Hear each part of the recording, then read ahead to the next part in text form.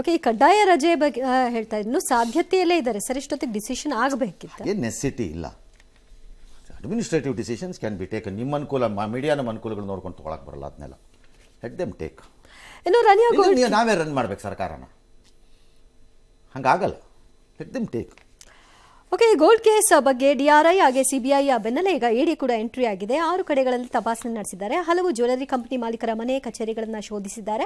ಜೊತೆಗೆ ಡಿಆರ್ಐ ಕೂಡ ಕೋರಮಂಗಲ, ಇಂದಿರಾನಗರ ಸೇರಿ 9 ಕಡೆ ರೇಡ್ ಮಾಡಿದೆ. ರನ್ಯಾರಾವ್, ಆಕೆಯ ಪತಿ ಜತಿನ್ ಹುಕ್ಕೇರಿ ಮತ್ತು ತರುಣ್ ರಾಜ್ಗೆ ಸೇರಿದ ಸ್ಥಳಗಳ ಮೇಲೂ ಕೂಡ ಜಾಲಾಡಿದ್ದಾರೆ. ಈ ಮಧ್ಯೆ ಇದೇ ಪ್ರಕರಣ ಸಂಬಂಧ ಸಿಬಿಐ ಎಫ್ಐಆರ್ನ ದಾಖಲು ಮಾಡಿಕೊಂಡಿದೆ.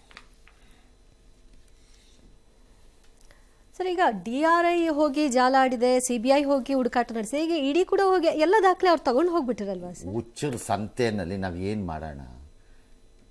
ಇಂಡಿಯನ್ ಇನ್ವೆಸ್ಟಿಗೇಷನ್ ಏಜೆನ್ಸೀಸು ನನಗೆ ಯಾಕೋ ಹುಚ್ಚರ ಸಂತೆ ಟೈಪ್ ಕಾಣಿಸ್ತಿದೆ. ಯಾಕೆ ಸರ್? ನನಗೆ ಮಾಡಿದ ಕೆಲಸನೇ ಅವನು ಮಾಡ್ತಾನೆ, ಅವನು ಹಾಕೊಂಡಿದ್ನೇ ಇವನು ಬಡಿತಾನೆ, ಇವನು ಬಡ್ಕೊಂಡಿದ್ನೇ ಅವನು ಬಡಿತಾನೆ. ಆ ಹಾವು ಸತ್ತಿದೆ ಅಂದರೆ ನಾನು ಒಂದು ಏಟ್ ಹಾಕ್ತೀನಿ ಅಂತ ಹೋಗ್ಬರ್ತಾನೆ. ಸರ್ ಹಾವು ಸತ್ತಿದೆ ಅಂದರೆ ಹಾವು ಸತ್ತಿದ್ಯಾ, ಬಾಲದ ಕಡೆಯಿಂದ ಸತ್ತಿದ್ಯಾ, ಒಂದು ಎಫ್ಐಆರ್ ಮಾಡ್ಕೊತೀನಿರೋ ಅಂತಾನೆ. ಇನ್ನೊಬ್ಬ ಇಲ್ಲ ಸರ್ ಮಕ್ಕದ ಕಡೆಯಿಂದ, ಹೌದಾ ನಾ ಸಿಬಿಐ, ನಾ ಈ ಕಡೆ ಮಕ್ಕದ ಕಡೆಯಿಂದ ಮಾಡ್ಕೊತೀನಿ ಅಂತ ಮಾಡ್ಕೊತಾನೆ. ಈ ಲೆವೆಲ್ಗೆ ಬಂದುಬಿಟ್ಟಿದ್ದಾರೆ ಈ ಏಜೆನ್ಸಿಗಳು. ಯಾವ ಏಜೆನ್ಸಿಗಳ್ರಿ ಇವರೆಲ್ಲ? ಅಲ್ರಿ, ಡಿಆರ್ಐ ಹೋಗಿ ರೈಡ್ ಮಾಡಾಯಿತು, ಹೌದಾ? ಬೆನ್ನಿಂದನೇ ಹೋಗಿ ಸಿಬಿಐ ರೈಡ್ ಮಾಡಿ ಬಂದಾಯಿತು. ಅಯ್ಯೋ ಕಂತ್ರಿಗಳು ತಗೊಂಬಂದು ಅದ್ರ ಬೆನ್ನಿಂದ ಇಡಿ ಹೋಗ್ತೀರಂತ ನೀವು. ಅಂದರೆ ಡಿಆರ್ಐಯು ಸಿಬಿಐನವರು ನೆಕ್ಸ್ಟ್ ಇಡಿ ಬರ್ತಾರೆ, ಅವ್ರಿಗೂ ಒಂಚೂರು ಇಟ್ಬಿಟ್ಟು ಹೋಗ ಅಂದ್ಬಿಟ್ಟು ಬಿಟ್ಟೋಗಿರ್ತಾರೆ ಪಾಪ. ಬಟ್ ಅದರದ್ದು ವ್ಯಾಪ್ತಿಗಳು ಬೇರೆ ಬೇರೆ ಅಲ್ಲ ಸರ್? ಏನು ವ್ಯಾಪ್ತಿ? ಆದ್ರೆ ರೈಡ್ ಈಸ್ ರೈಡ್ ಅಲ್ವೇನ್ರಿ? ಏನ್ರಿ ವ್ಯಾಪ್ತಿ? ಅಲ್ಲ ಸರ್, ತನಿಖೆಗೆ ಡಿಆರ್ಐನವ್ರೀಗ ಈ ಯಾರ ಸರಿ ಏನು ವ್ಯಾಪ್ತಿ ಹೇಳಿತ್ತು? ಅಲ್ಲ ಸರ್, ಈಗ ಹೇಳಿಪ್ಪ ಅದೇನು ವ್ಯಾಪ್ತಿ ನೋಡಬೇಡ. ನೀವು ಹೇಳಿದ್ರಲ್ವಪ್ಪ ವ್ಯಾಪ್ತಿ ಅಂತ, ಹೇಳಿಪ್ಪ ಅದೇನು ವ್ಯಾಪ್ತಿ ಹೇಳಿಪ್ಪ, ನಾನು ನೋಡಬೇಡ, ಜನಕ್ಕೆ ಗೊತ್ತಾಗ್ಲಿಲ್ಲ ಹಂಗಾರೆ ಅದ್ಯಾವ ವ್ಯಾಪ್ತಿ ಹೇಳಿ ಹೇಳಿ. ಅಲ್ಲ, ಡಿಆರ್ಐನವ್ರು ಬಂದು ಈಗ ಸರ್ ಬೇರೆ ಬೇರೆ ಎಲ್ಲ ತನಿಖೆ ಆಯ್ತಪ್ಪ, ವ್ಯಾಪ್ತಿ ಹೇಳಿ. All right, what is the ವ್ಯಾಪ್ತಿ of DRI, what is the ವ್ಯಾಪ್ತಿ of CBI, what is the ED ಹೇಳಿ ಹಂಗಾರೆ. ಏನು ವ್ಯಾಪ್ತಿ? ಏನು ವ್ಯಾಪ್ತಿ ಹೇಳಿ, ಯಾರು ಒಬ್ರು ಹೇಳಿ ನನಗೆ ಹೋಗ್ಲಿ. ವಿಚಾರಣೆಯಲ್ಲಿ ಹಣದ ಮೂಲದ ಬಗ್ಗೆ ತಿಳ್ಕೋಬಹುದು, ಬಟ್ ಈ ರೈಡ್ ಈಸ್ ಎ ರೈಡ್ ರೀ. ದಾಳಿಯಲ್ಲಿ ರೈಡ್ ಈಸ್ ಎ ರೈಡ್. ಒಳಗೆ ಹೋದ್ರೆ ಅದೇ ಪೇಪರ್ ಸಿಗಬೇಕು, ಇಲ್ಲದ್ರೆ ಅದೇ ಕಾಸು ಸಿಗಬೇಕು, ಇಲ್ಲದ್ರೆ ಅದೇ ಗೋಲ್ಡ್ ಸಿಗಬೇಕು, ಇಲ್ಲದ್ರೆ ಅದೇ ಹಾಕೊಂಡ್ರೆ ಬಟ್ಟೆ ಸಿಗಬೇಕು, ಇಲ್ಲದ್ರೆ ಅದೇ ಪಾತ್ರೆ ಸಿಗಬೇಕು. ಏನು ಸಿಗ್ಬೇಕು ಬೇರೆ? ಇಲ್ಲದ್ರೆ ಅದೇ ಮಂಚ ಸಿಗಬೇಕು, ಬೆಡ್ಶೀಟ್ ಸಿಗಬೇಕು, ದಿಂಬು ಸಿಗಬೇಕು, ಇನ್ನೇನು ಸಿಗಬೇಕು? ಅದರಲ್ಲಿ ಏನು ವ್ಯಾಪ್ತಿ ಇದೆ? ಯಾವನ್ರಿ ಇವ್ರಿಗೆಲ್ಲ ಹೇಳವನು? ಸುಮ್ಮನೆ ಜೋಕ್ ಮಾಡ್ತಿದ್ದಾರೆ. ಆಫ್ ಲೇಟ್ ಇಡಿ ಸಿಬಿಐದಂತೂ ಬರೀ ಜೋಕ್ ಆಗ್ತಾ ಇದೆ. ಈ ನಮ್ಮ ಲೋಕಾಯುಕ್ತದಿದ್ದಂಗೆ ತಿಂಗಳಿಗೊಂದ್ಸರಿ ಬೆಳಗಿನ ಜಾವದಲ್ಲಿ ಬರ್ತಾರಲ್ಲ 16 ಅಧಿಕಾರಿಗಳ ಮೇಲೆ ಲೋಕ ಶಾಕ್. ಏನು ಟಿವಿನವ್ರು ಬೇರೆ ಕೆಲಸವೇ ಇಲ್ಲ. ಹಾಕಿದ್ದೆ ಟಿವಿನವರು, ಹಾಕಿದ್ದೆ ಲೋಕ ಶಾಕ್ ಅನ್ಕೊಂಡು ಏನು ಶಾಕು. ಎಸ್. ಇನ್ನು ರನ್ಯಾಗೆ ನಿಯಮ ಉಲ್ಲಂಘಿಸಿ ಪ್ರೋಟೋಕಾಲ್ ನೀಡಿದ ಆರೋಪ ಪ್ರಕರಣ ತನಿಖೆ ನಡೆಸೋಕೆ ಈಗ ಸಿಐಡಿಗೆ ಆದೇಶವನ್ನು ನೀಡಿದಂತ ಸರ್ಕಾರ ದಿಢೀರ್ ಅಂತ ವಾಪಸ್ ಪಡ್ಕೊಂಡಿತ್ತು. ಅದಕ್ಕೆ ಅನುಮಾನಗಳು, ಚರ್ಚೆಗಳಿಗೆ ಎಡೆ ಮಾಡಿಕೊಡ್ತು. ರನ್ಯಾರಾವ್ ಪ್ರಕರಣದಲ್ಲಿ ರಾಜ್ಯ ಸರ್ಕಾರದ ನಿರ್ವಹಣೆ ನೋಡಿದ್ರೆ ಯಾರೋ ರಕ್ಷಣೆ ಮಾಡುತ್ತೆ ಅಂತ ಹೇಳ್ಬಿಟ್ಟು ಬಿಜೆಪಿ ಆಪಾದನೆ. ಅದಕ್ಕೆ ಗೃಹ ಸಚಿವರು ಕೂಡ ಸಿಡಿದಿದ್ದಾರೆ. ಸತೀಶ್ ಜಾರಕಿಹೊಳಿ ಕೂಡ ಒಂದಿಷ್ಟು ಮಾತನಾಡಿದ್ದಾರೆ. ಏನು ಹೇಳಿದ್ದಾರೆ ನೋಡೋಣ. ಯಾರನ್ನೋ ಒಂದು ರಕ್ಷಿಸಲಿಕ್ಕೆ ಹೊರಟಿರುವಂತಹದ್ದಂಗೆ ಬಹಳ ಸ್ಪಷ್ಟವಾಗಿ ಕಾಣ್ತದೆ. ತನ್ನ ಮಂತ್ರಿಗಳು ಯಾರೋ ಇದ್ದಾರೆ ಇದ್ರೋಗ ಅನ್ನುವಂಥ ಗುಮಾನಿ ಏನಿದೆ, ಆ ಗುಮಾನಿಯನ್ನ ರಾಜ್ಯ ಸರ್ಕಾರದ ನಡೆಯಿಂದ ಸಿದ್ಧಗೊಳ್ತಾ ಇದೆ. ಪರಮೇಶ್ವರ್ ಅವರು ನೀವು ಒತ್ತಡಕ್ಕೆ ಹೇಳಿಕೆ ಕೊಡಬಾರದು ಅಂತನ್ನುವಂಥದ್ದು ನಮ್ಮ ಆಸೆ ಮತ್ತು ಅಪೇಕ್ಷೆ. ಬಹುಶಃ ಅವ್ರು ಹೇಳಿರ್ತಾರೆ, ಇದರಲ್ಲಿ ಪೊಲಿಟಿಷಿಯನ್ಸ್ ಕೂಡ ಇದ್ದಾರೆ, ಗಣ್ಯರು ಕೂಡ ಇದ್ದಾರೆ, ಇದರಲ್ಲಿ ನಿಮ್ಮ ಸರ್ಕಾರಕ್ಕೆ ಮುಜುಗರ ಆಗ್ಬೋದು ಅಂತಕ್ಕಂಥ ಒಂದು ವಿಚಾರವನ್ನು ಅವ್ರು ತಿಳಿಸಿದ ಮೇರೆಗೆ ಮುಜುಗರ ಆಗ್ತದೆ ಅನ್ನೋ ದೃಷ್ಟಿಯಿಂದ ಅವರು ವಾಪಸ್ ತಗೊಂಡಿರ್ಬೋದು ಅಂತೇಳಿ ನನ್ನ ಅನಿಸಿಕೆ. ಇಲ್ಲ ಯಾವ ಒತ್ತಡನೂ ಇಲ್ಲ ರೀ. ನಮ್ಗೆ ಮಾಡೋಕ್ಕೂ ಯಾರು ಒತ್ತಡ ಮಾಡಿಲ್ಲ, ತೆಗಿಯೋಕ್ಕೂ ಯಾರು ಇಷ್ಟೇ ಆಗಿರೋದು. ಒಂದೇ ವಿಷಯಕ್ಕೆ 2 ಕಡೆ ಎನ್ಕ್ವೈರಿ ಆಗೋದಿಲ್ಲ, ಆಗಬಾರ್ದು ಅಂತೇಳಿ ಅದನ್ನ ವಿಡ್ರಾ ಮಾಡಿದ್ರು.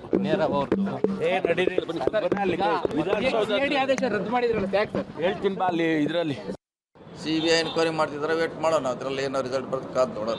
ಸಿಬಿಐ ಮಾಡ್ತಾರೆ, ಯಾರು ಇನ್ವಾಲ್ವ್ ಇದ್ದಾರೆ. ಸರ್, ಕೊಟ್ಟಿರುವಂಥ ಆದೇಶ ವಾಪಸ್ ತಗೊಳ್ಳೋ ಬದಲಾಗಿ ಆದೇಶ ಕೊಡಬೇಕಾದ್ರೆ ಯೋಚನೆ ಮಾಡಬೇಕಲ್ಲ ಸರ್. 2 ಎದಕ್ಕೆ ತನಿಖೆ ಆಗಬೇಕು ಅಂತ ಹೇಳಿ. ಕರೆಕ್ಟ್. ನಂಬರ್ 1. ನಂಬರ್ 2 2 ಆಗಲಿ. 2 ಆಗಲ್ಲ ಸರ್. ಅಲ್ಲಿ 3 ಆಗುತ್ತೆ ಅಂದ್ರೆ ಇಲ್ಲಿ 2 ಆಗೋದ್ರಲ್ಲಿ ರೀ ಅದನ್ನ ಯಾಕೆ ಹೋಗ್ತಿರ್ರಿ? ಸಿಐಡಿಯಿಂದ ಲೋಕಾಯುಕ್ತೆಯಿಂದ CM ಮೇಲೆ ಮಾತ್ರ ಯಾಕಪ್ಪ 2 ಮಾಡಿಸ್ಕೊತೀರಿ? ಅದು ಇನ್ಯಾರೋ ಒಬ್ಬ ಪಾಲಿಟಿಷಿಯನ್ ಮೇಲೆ ಬಂದಾಗ ಯಾಕಪ್ಪ 2 ಮಾಡಿಸ್ಕೊಂಡು ಅಲ್ಲಿ ಇದ್ರ ಚೀಟಿ ಹಾಕಿಸ್ಕೊತೀರಿ? ಅದ್ಯಾಕಪ್ಪ ಬೋವಿ ನಿಗಮದ್ದು ಕಾಸನ್ನು ತಿಂದು ತೇಗಿ ಕಸಡಗಳ ಥರ ಆಡಿದ್ದಾಗ ಅದಕ್ಕೆ CID ಇಂದ ರಿಪೋರ್ಟ್ ಹಾಕಿಸ್ಕೊಂಡ್ರಿ, SIT ಇಂದ ಅದು ಎರಡೆರಡು ಅಲ್ವಾ? ಎರಡೆರಡಾಯ್ತು. ಅದು ಎರಡೆರಡು ಅಲ್ವಾ? ಅವಾಗ ಇಡೀ ಎರಡೆರಡು ಯಾಕೆ ಅಂತ ವಾಪಸ್ ತಗೊಂಡ್ವಿ ಅಂತ ಯಾಕಪ್ಪ ತಗೊಳ್ಳಿಲ್ಲ? ಯಾಕೆ ತಗೊಳ್ಳಿಲ್ಲ ಹೇಳ್ರಪ್ಪ? ಯಾರು ಇದ್ರ ಮನೆ ಹಾಳಾಗೋಗ್ಲಿ, ಅದ್ರ ಮನೆ ಹೇಳಿ. ನಿಮ್ಮ ಅನುಕೂಲಕ್ಕೆ ಬೇಕಾದ್ರೆ ಎರಡಲ್ಲ 26 ನಡೆದ್ರು ಓಕೆ. ನಮ್ಗೆ ಅನುಕೂಲಕ್ಕೆ ಬಿಡಿದಾಗ ಎರಡೆರಡು ಬೇಡ. ಅಯೋಮಯ ಪರಮೇಶ್ವರ್ ಎಡಗೈ ಏನು ಮಾತಾಡ್ತಿದೆ ಅಂತ ಬಲಗೈಗೆ ಗೊತ್ತು, ಬಲಗೈ ಏನು ಅಂತ ಎಡಗೈಗೆ ಗೊತ್ತು, ಯಾವನೂ ಗೊತ್ತು. ಒಂದು ಎರಡನೇದು, ಎರಡು ಬೇಡ ಎಂಬ ಘನ ಉದ್ದೇಶದಿಂದ, ಕಾನೂನಿನ ಘನ ಉದ್ದೇಶದಿಂದ ಅತ್ಯಂತ ಆಳವಾದಂತಹ ಚಿಂತನೆಯ ಪರಿಣಾಮವಾಗಿ ಒಂದನ್ನು ವಾಪಸ್ ಪಡೆಯಲಾಗಿದೆ. ಬಹಳ ದೀರ್ಘಾಲೋಚನೆಯ ನಂತರ. ಕರೆಕ್ಟಾ? ಅಯ್ಯ ನಿಮ್ಮ ತಲೆಗೆಷ್ಟು? ಇಡಿ ತನಿಖೆ ಸಪ್ರೇಟು, CBI ತನಿಖೆ ಸಪ್ರೇಟು, DRI ತನಿಖೆ ಸಪ್ರೇಟು, ಪೊಲೀಸ್ ಇದು ಯಾವುದೋ ಅದ್ಯಾವುದೋ ಗೌರವ್ ಗುಪ್ತಾ ತನಿಖೆ ಎಷ್ಟು ತನಿಖೆ ಆಯ್ತಪ್ಪ? 4 ಇನ್ನೊಂದು ಸೇರಿದ್ದಿದ್ರೆ ನಿಮ್ಮ ಗಂಟೆನೋ ಹೋಗ್ಬಿಡ್ತಿತ್ತು ಮನೆದು. ಹಿಂಗೆ ಮಾಡಿದಾಗಲೇ ಏನಾಗ್ತಿತ್ತು ನಿಮ್ಮ ಗಂಟು? ಹೇಳ್ತೀವಲ್ಲ, ಯಾವನು ಕೇಳವನಿರಿ. ಇಲ್ಲೊಂದು ಅಪೋಸಿಷನ್ ಅಂತ ಇದೆ, ಅದು ಎಡಗೈಯಲ್ಲಿ ಬೆಣ್ಣೆ ಹಿಡ್ಕೊಂಡಿರುತ್ತೆ, ಓಕೆ, ಬಲಗೈಯಲ್ಲಿ ಬೆತ್ತದಂತೆ ಕಾಣುವ ಹತ್ತಿಯಲ್ಲಿ ಮಾಡಿರುವ ಒಂದು ಪ್ರಾಪ್ ಕೋಲನ್ನು ಇಟ್ಕೊಂಡಿರುತ್ತೆ. ಸುಮ್ಮನೆ ಹಿಂಗೆ ಅಳ್ಳಾಡ್ಸೋದು ಆ ಕೋಲನ್ನು. ಎಡಗೈಯಲ್ಲಿ ಬೆಣ್ಣೆ ಇಟ್ಕೊಂಡಿರುತ್ತೆ ಈ ಅಪೋಸಿಷನ್ ಪಾರ್ಟಿ. ಆಗಾಗ್ಗೆ ತನಗೆ ಬೇಕಾದವರು ಸಿಕ್ಕಿದಾಗ ಅವರಿಗೆ ಹಚ್ಚುತ್ತಾ ಇರುತ್ತೆ. ರೂಲಿಂಗ್ ಪಾರ್ಟಿನಲ್ಲಿ ಅಪೋಸಿಷನ್, ಸತ್ತೋಗಿರೋ ಅಪೋಸಿಷನ್ನು, ನೆಗೆದು ಬಿದ್ದು ಹೋಗಿದೆ ಅಯೋಗ್ಯರಿಗೆ. ಒಬ್ಬ ಅಪೋಸಿಷನ್ ಲೀಡರ್ ಆಗೋಕ್ಕೆ ಇಲ್ಲಿ ಲಾಯಕ್ಕೂ ಇಲ್ಲ. ನನ್ನ ಪ್ರಕಾರ ಇಲ್ಲಿ ಅಪೋಸಿಷನ್ ಪಾರ್ಟಿ ಇರೋದಕ್ಕೆ ಯೋಗ್ಯತೆಯೂ ಇಲ್ಲ ನನ್ನ ಪ್ರಕಾರ. ಎಲ್ಲ ಡಿಸ್ಕಷನ್ ಮಾಡೋತಾರೆ, ಎದ್ದು ಹೇಳ್ತಾರೆ 1 hour ಆದಮೇಲೆ ಪುಸ್ ಅಂತ ನಮಗೇನೂ ಗೊತ್ತಿಲ್ಲ ಅಂತ. ಅಂದರೆ ಆ ಕ್ರಿಯೆ ನಾನು ಮಾಡಿದೆ ಅಂತ ತೋರಿಸುವ ಅಪೋಸಿಷನ್. Adjustment ಗಿರಾಕಿಗಳ number 1. ಅಂದರೆ ದೇಶದಲ್ಲಿ ಯಾರಿಗಾರೋ ಪ್ರಶಸ್ತಿ ಇದ್ದರೆ ಅದು ಕರ್ನಾಟಕದ ಅಪೋಸಿಷನ್ಗೆ ಹೋಗೋದು, ಅವ್ರಿಗೆ ಹೋಗೋದಿದು. ನೀವು ಯಾವ ಇಶ್ಯೂನಾರು ತಗೊಳ್ಳಿ, ಕಳೆದ 1.5 ವರ್ಷದಲ್ಲಿ ನಾನು ನೋಡ್ತಾ ಇದ್ದೀನಿ. ಲಾಜಿಕಲ್ ಎಂಡ್ ಅಂತ ಅದರ ಟಚ್ ಮಾಡ್ಸಕ್ಕೆ ಹೋಗೋದೇ ಇಲ್ಲ. ಏನು ಬೊಬ್ಬರಿಸಿ ಟಿ ವಿ ಮುಂದೆ ಕೂಗಾಡಿ ಒಂಚೂರು ಅಸೆಂಬ್ಲಿಲಿ ಹಿಂಗಂದು ಹಿಂಗಂದು ಅಂತ ವಾಕೌಟ್ ಮಾಡಿ ಎಲ್ಲ ಮಾಡಿ ಹಾಗಾಯಿತು. ಮಾರನೇ ದಿನ ಗೊತ್ತೇ ಇಲ್ಲ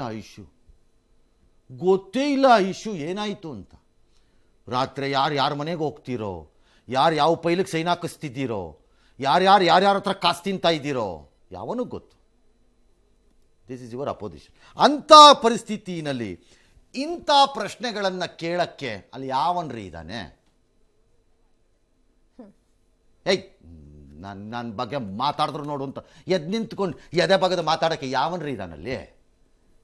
ಎಲ್ಲ ಅವನು ಬಗದ ತಕ್ಷಣ ಪಳಕ ಅಂತ ಬಿದೋಗ್ಬಿಡುತ್ತೆ ಅವನದ್ದೆಲ್ಲನೂ. ಅದನ್ನು ಭದ್ರ ಮಾಡ್ಕೊಂಡ್ರೆ ಸಾಕಾಗಿದೆ. ಬನ್ನಿ ಸುಮ್ಮನೆ